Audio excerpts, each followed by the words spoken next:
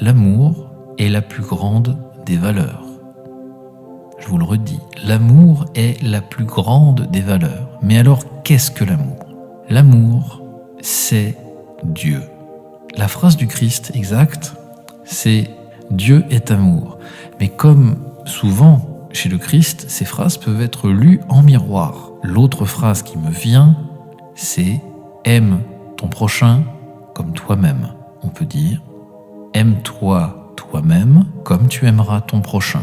Il va falloir décrypter ces phrases, parce que je sens que c'est pas forcément une évidence pour tout le monde, et aussi parce que dès qu'on prononce le mot « Dieu », les gens sautent sur leur chaise et disent « Ah non, je ne veux pas croire en ça », parce qu'on leur a imposé une image qui est totalement fausse de Dieu. Dieu est amour. L'amour, c'est Dieu. Quand vous ressentez de l'amour, quand vous ressentez un plaisir à faire le bien, quand vous ressentez une satisfaction à avoir fait le bien et à créer du bonheur pour d'autres, c'est Dieu qui entre en vous à ce moment-là. Oubliez tout ce que vous savez sur Dieu de négatif et essayez de concevoir que ce n'est pas un vieillard barbu qui vous juge, mais que Dieu n'est ni homme ni femme, puisqu'il est sur un autre plan dimensionnel, et que ce Dieu est simplement de l'amour qui crée, de l'amour qui bâtit, de l'amour qui donne espoir, de l'amour qui fait vivre. Quand vous ressentez de l'amour, vous ressentez Dieu. Je ne vous demande pas d'y croire, je vous demande de le ressentir. Dieu est amour, l'amour est Dieu. Quand vous êtes amoureux d'une personne et que vous voyez de la beauté dans son regard, ou encore plus beau, que vous voyez de l'amour dans son regard qui répond à votre amour dans votre regard, c'est Dieu qui circule entre vous deux. L'existence de Dieu est perceptible quand on ressent de l'amour. Ça change quand même un peu la perspective de la spiritualité que de concevoir cela ainsi. Mais attention, l'amour, c'est également le respect.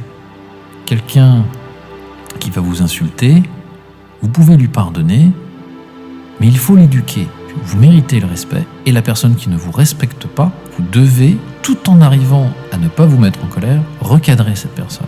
Alors évidemment, les gens, déjà quand ils insultent, c'est qu'ils n'ont pas beaucoup d'arguments, c'est qu'ils sont vraiment très déconnectés, qu'ils se sont vraiment beaucoup éloignés de la source. Mais les personnes qui ont le plus de foi pourront comprendre ce que je vais dire. Une personne qui vient vers vous de manière agressive, c'est un signe. Cette personne-là, elle a probablement besoin d'un rappel, et parfois il est vraiment très étonnant de voir agir avec amour et avec foi peut réveiller des choses incroyables. Je vais vous raconter une histoire à ce sujet. C'est l'histoire d'une personne qui a vécu une erreur d'impôt. Alors qu'il avait payé ses impôts sur le revenu, on lui a demandé de payer 3 000 € de plus. C'était vraiment une erreur. Il a dû écrire par email, puisque voilà, il n'a pas pu prendre rendez-vous physiquement, on ne reçoit plus. Voilà, on se déshumanise progressivement dans l'administration.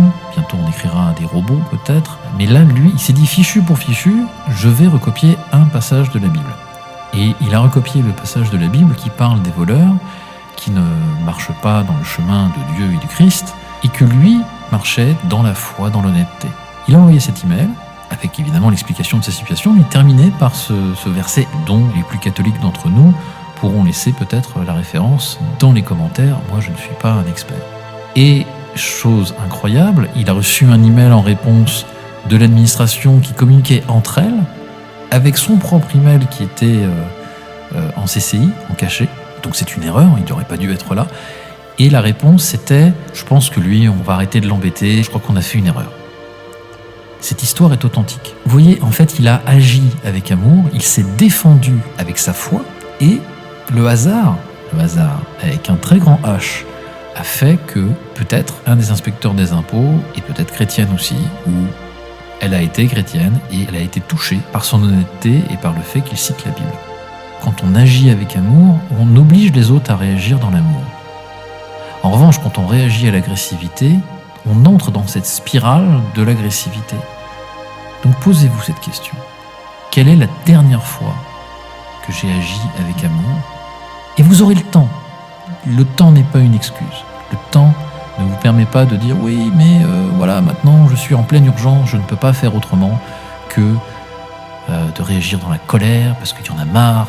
Justement, quand vous êtes entouré, quand vous êtes submergé par des situations qui vous mettent en colère, c'est exactement le moment pour cesser et commencer à agir avec amour et dans la foi. Il vous arrivera de belles choses. Vous allez vous ouvrir à un chemin difficile parce qu'il vous demandera de ne pas douter. C'est le principe de la foi. Mais vous aurez des rencontres et des conséquences incroyables, magnifiques et dans l'amour.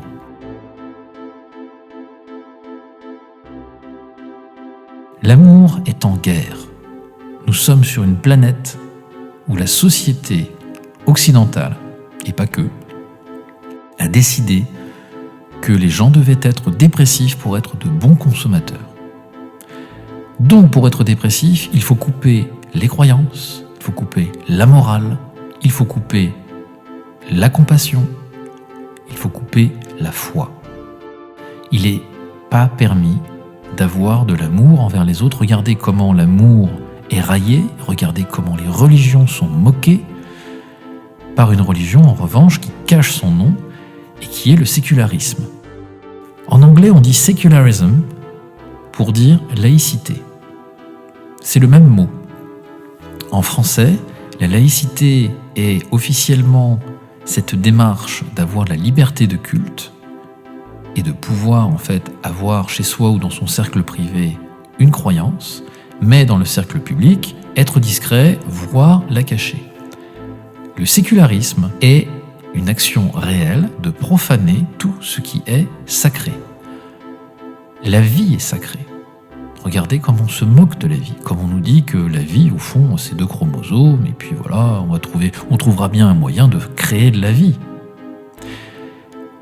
On trouvera bien un moyen de cloner des êtres humains, on trouvera bien un moyen de contrôler le cerveau, on trouvera bien un moyen de rendre des gens comme des marionnettes. Mais à ce moment-là, la vie n'aura plus aucune valeur. Notre incarnation, je vous le rappelle, elle est faite sur notre liberté et sur notre libre arbitre, pour que nous puissions explorer cette société, comprendre la relativité, comprendre le bien, le mal et d'autres notions qu'en tant qu'esprit on ne peut pas comprendre. Et même le bien et le mal sont des mots humains très arrêtés, car pour arriver à comprendre ce qu'est le bien et le mal, il faut aussi se rendre compte qu'en fait, il y a simplement 2 types d'actions. Une action qui va vers l'amour et vers la vie, et une action qui va vers la peur et la destruction. Il n'y a rien d'autre. Tout se résume à ça, et je ne suis pas le premier à le dire, donc je ne m'en attribue pas la parenté.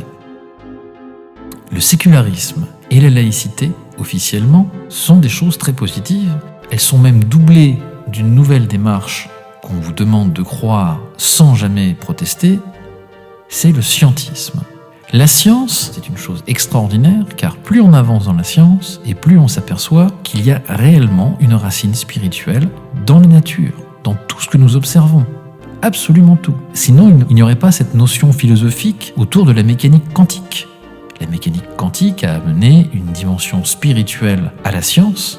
Je vous rappelle que les particules quantiques, c'est ce qui nous construit. Nous sommes faits de particules que nous ne comprenons pas. On ne comprend pas leur action, on ne comprend pas comment elles sont faites, on ne comprend pas pourquoi elles existent sur plusieurs dimensions. On ne comprend pas pourquoi, quand on modifie une molécule à l'échelle quantique et que cette molécule a été coupée en 2, scindée en 2 et observable à 2 endroits différents de la planète, on ne comprend pas pourquoi en modifiant une seule partie de la molécule qui va être à Sydney, on va avoir la même modification qui va être observée en Alaska. Et quand on vous dit que Dieu n'existe pas parce qu'il n'est pas démontrable par la science, mais la science est en train, depuis 20 ans, depuis 30 ans même, de démontrer l'existence de Dieu par les particules quantiques. La mécanique quantique démontre que nous sommes faits de particules conscientes. Et étrangement, on n'a jamais réussi à en fabriquer une. Il y a quelque chose dans cette ingénierie qui montre que la nature est faite pour créer. On a quelque chose qui est réellement fait pour créer, et les particules quantiques, quand elles s'assemblent, qu'elles nous donnent l'illusion d'un corps solide, alors que les particules quantiques ne se touchent même pas. On est trompé par nos sens. Tout est fait par une énergie constructive d'amour. Tout. Et dès qu'on a peur, ça se détruit.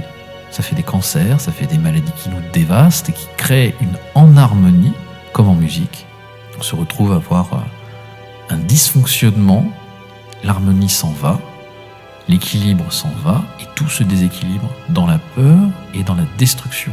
Mais comme notre existence est quand même gérée dans l'amour, nous renaissons. Normalement, avec toutes les morts qu'il y a eu sur Terre, s'il n'y avait pas d'amour, s'il n'y avait pas de Dieu, s'il n'y avait pas cette énergie universelle de construction, on serait tous morts et on aurait tous disparu.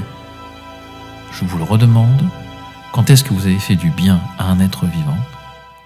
Et, deuxième question, ce seront mes derniers mots, qu'attendez-vous pour faire du bien tout de suite? Allez-y, agissez, éveillez-vous, éveillez tout le monde. En avant.